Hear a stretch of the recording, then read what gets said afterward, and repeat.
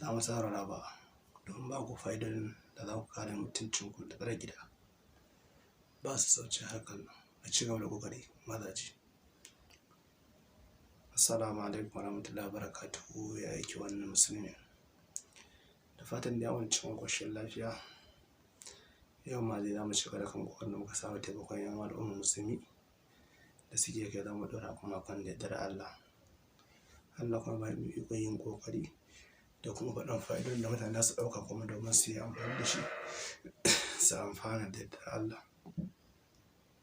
Yau ma dai muna cikin wani littafi da Sheikh bin Ishaq ya rubuta, wanda ya rasu tsawon shekara 200 da za mu ci daga sassa.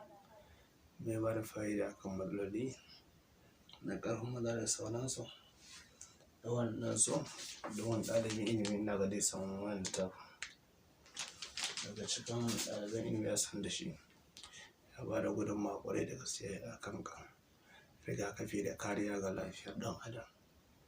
To ba da ba su sauta ba kuma za mu gaza ba da Allah. Za mu ci gaba da ƙoƙari kuma da ba da fa'idodi da himma akan abin da muka sa gaba na alheri.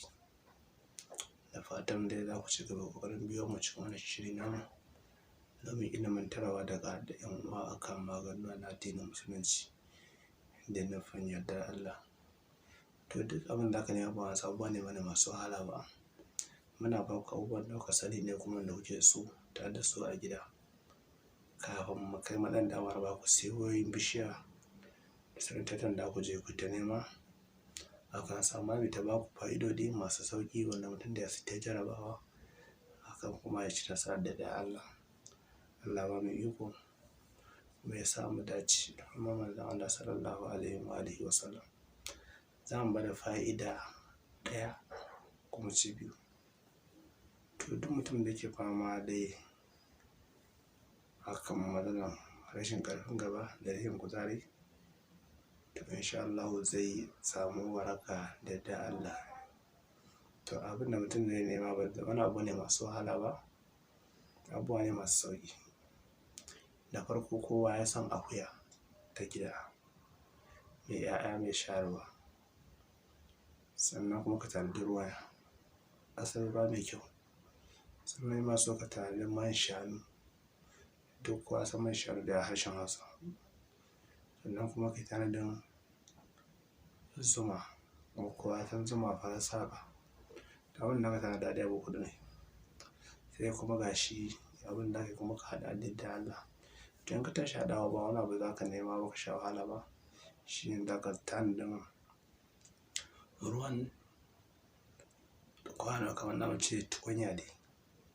Sai ka samu nonon akuya mai shayarwa kofi ɗaya. Sai ka samu ruwa asalin ruwa kofi ɗaya. Sai ka zuba ta tukunya gauraya. Sai ka tafasa shi har sai ruwan ya tsotse. Ruwan da ka zuba ya tsotse ya bar sauran waɗannan nonon ya tsotse. Sai ka samu man shanu na cokali 2. Sai ka zuba a ciki.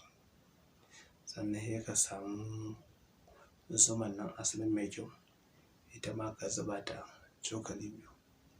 To sai ka ɗauki tsawon sati 1 kana yi. To insha Allah da kan matsala ta ƙarfi da kuzari, to insha Allah ta zo ƙarshe. Za a ji ma'ana gwabzawa kuma za ka biya mata ban mamaki. Sai bin Ishaq ya mana sharhi akan sai ya ce sirri ne mujarabi. Da kaga mutumin sama da shekara 200, dan za mu ce misali wani shekara 100 nawa kenan. Fatin bishi bayan ya shekara 200 da wani abu Allah ya masa wafati, sannan ɗalibinsa ya wallafa shi. A wannan sa kuma in Allah da mu ci gaba da ƙoƙarin kawo fa'idodi masu halaƙa da wannan kuma da ilimantarwa da faɗakarwa da yardar Allah. Ba da mu gaza ba. Sannan mun tatar da mutumin da yau ne fara zuwa cikin ɗumin nan ya samu ya yi subscribe, sannan kuma ya danna ƙararrawar sanarwa. Sannan ma tare da shi kuma da yin like in bidiyon ya burge shi ya ƙara ƙarfin gwiwa da ci gaba da kawo fa'idodin da su amfani al'ummar musulmi. Na uku kuma muna ba shi shawarar ya samu ya share ɗinsa, domin idan ba mu yi masa mugunta ba an kasar da yanwa shi ma kai yi mugunta yanwa al'ummar musulmi su ma isar da su sakatar jariyati ne.